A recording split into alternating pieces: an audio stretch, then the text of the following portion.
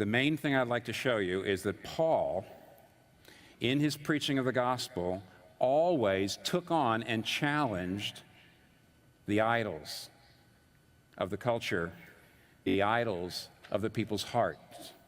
And therefore, you can't really minister the gospel in a life-changing way unless you also, like Paul always did, discern and expose and challenge the idols of your place.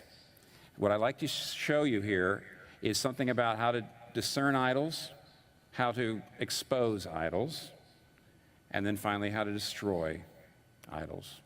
How to discern them, and then how to expose them, and therefore how to destroy them. First, discerning idols.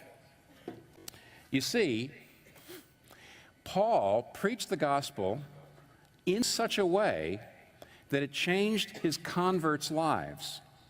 Because he went after the idols of the region and the idols of the people's hearts, when people converted, it so changed the way in which they lived in the world that it affected the culture. See, in most cases, I think today, there's a lot of folks having born-again experiences, as they say, deciding for Christ, saying, I've received Christ as my Savior, but they don't live any differently than anyone else in the culture. I mean, that's actually one of the scandals of our church.